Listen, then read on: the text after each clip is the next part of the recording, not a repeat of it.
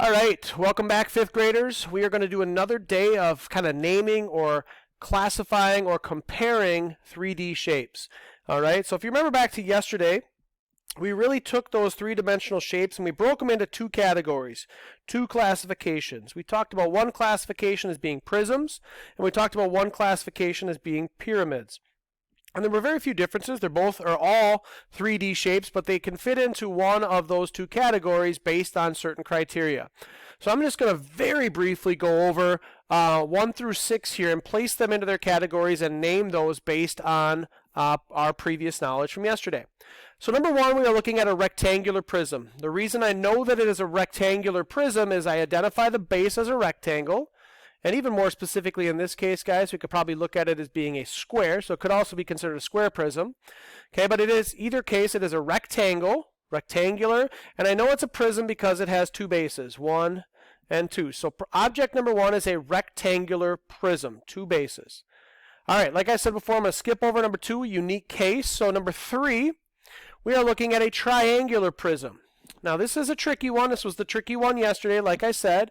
It looks like it's sitting on a rectangle, and a lot of people would determine this to be the base of this shape. However, if you remember in geometry terms or in our idea, the base can only ever go to another base or it can go to a point. Well, the opposite side of this rectangle right here, guys, is an edge. It is a straight line, and we can never have our 3D shapes go from a shape or a base to an edge. Okay, so that's not the base of that shape. In this case, the only thing or only part of this shape that has a base to a base or a base to a point are the two triangles. So again, it's triangular, and we know that it's a prism because it has two bases and not one. It's not a triangular pyramid because it doesn't come to a point. Okay, number 4 is a pyramid, and this is why this is a pyramid, because on the opposite side of our base we come to a point at the top here. Okay, look at the opposite side to name it. This is a rectangular pyramid. Okay, more specifically. And then number 5 and number 6 are two that we did not see yesterday, but they still fit into those categories. Okay, number 5 and 6, their bases aren't polygons. Those are circles. And remember, to be a polygon, it has to be straight lines.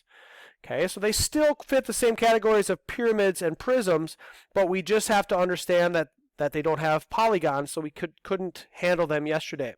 Okay, so the first one here has a specific name. It is a circular prism because it's got two bases, so it's a prism. It's got circles on the top and the bottom.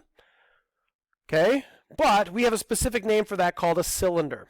Okay, and again, you can think of plenty of everyday objects and materials, soup cans, pop cans, those kinds of things that are cylinders, garbage cans, a lot of them are cylinders. Okay, but that is basically a circular prism. Number 6 is basically a circular pyramid. Again, one base, that is a circle, and it comes to a point. We also have a specific name for that called a cone.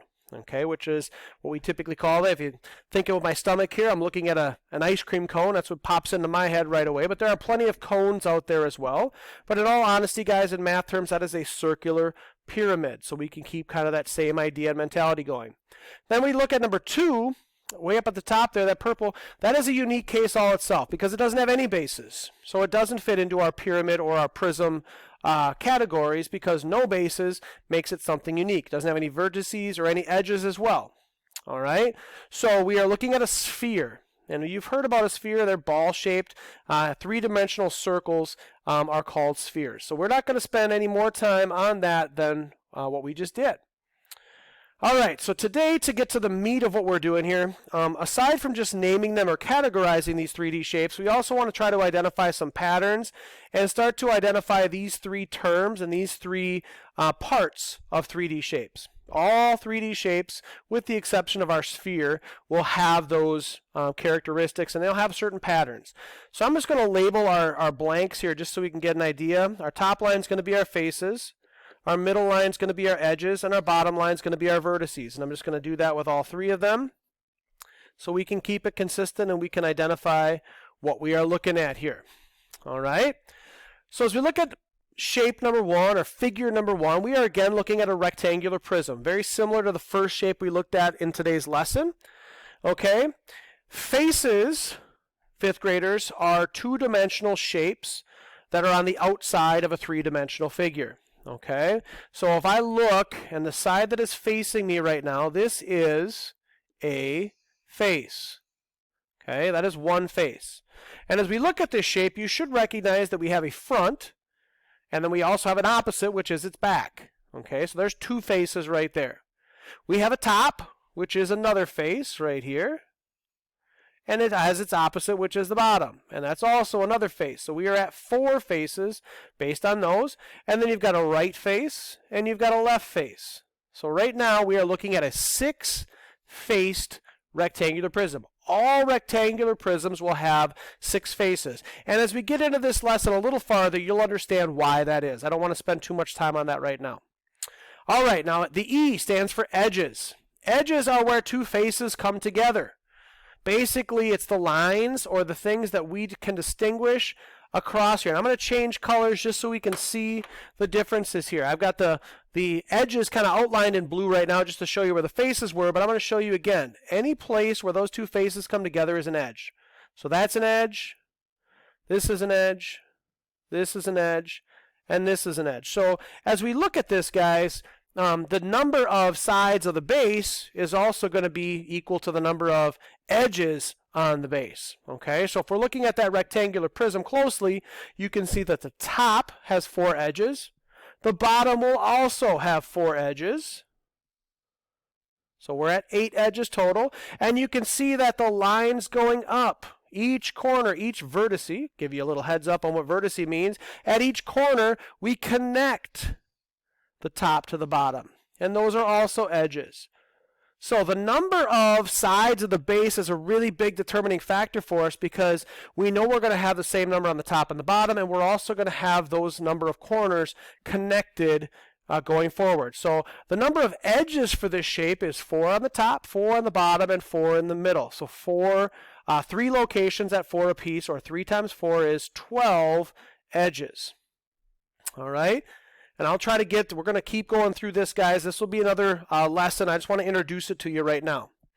And I'm going to change colors one last time to talk to you about the vertices. Now again, vertices, or a vertex, is simply where lines or edges come together. All right? Vertices is the plural form of the word vertex. And we have a vertex in our angles here. If I draw an angle, this is the vertex, the corner point. Okay?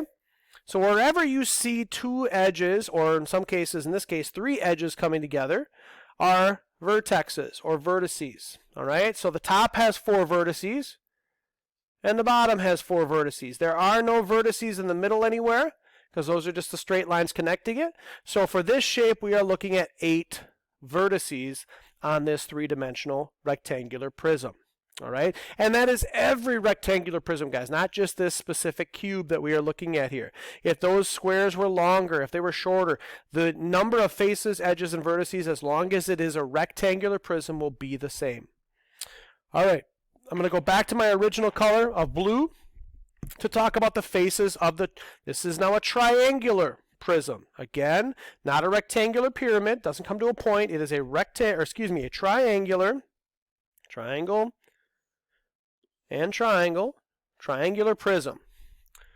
Okay, so we again have a top and a bottom, so we got 2 faces right there.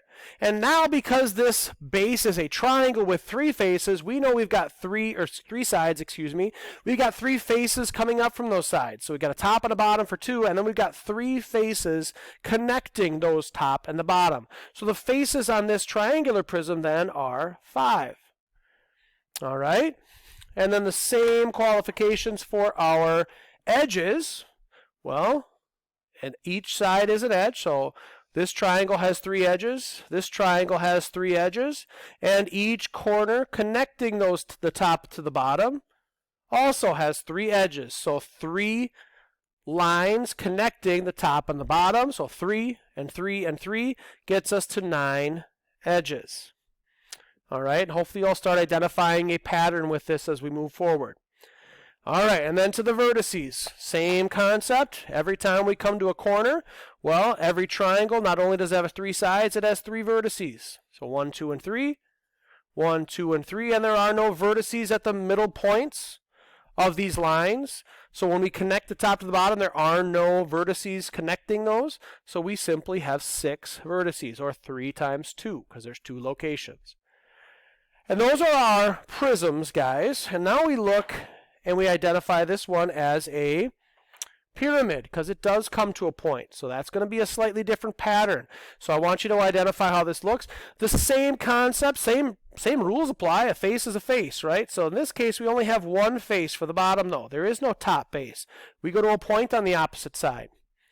So when we're talking about a pyramid, we've got one face for the bottom, and then one face coming up from each of the sides of the base. Well, since it's a 4-sided figure on the bottom, we're going to have 4 sides, or 4 faces, going up to that point. So 1 plus 4, we're going to have 5 faces on that pyramid. All right, on that rectangular pyramid. And then for the edges, again, edge, 2, 3, and 4. And we still got an edge coming up from every corner to meet our point, 2, 3, and 4. So the number of edges is 4 plus 4, or 8 edges in this pyramid. And then lastly, the vertices, the corners. Well, same thing as before. Every corner on the bottom is a vertice, 1, 2, 3, and 4. But in this case, instead of going 4 to another 4, it goes to one specific location, or one vertice on top. So it's the 4 on the bottom plus the 1 on top for 5 vertices. All right, okay? So that's a very brief introduction, okay? Your assignment, guys, and it's going to be right connected to this video, and I want you to see that you've got almost everything here. I'm going to exclude, in fact, I am going to just do this. I'm going to exclude the decagon for right now. I don't want you to worry about this bottom section here. Okay, but you've got images of triangular prism, rectangular prism, pentagonal prism, and hexagonal prism, and your job, your task is to complete those 3 shapes, those 3 figures in this chart down below, and there will be questions attached to this video. So I'm going to leave this going for a little bit, and I'm going to add some questions. Have a good day.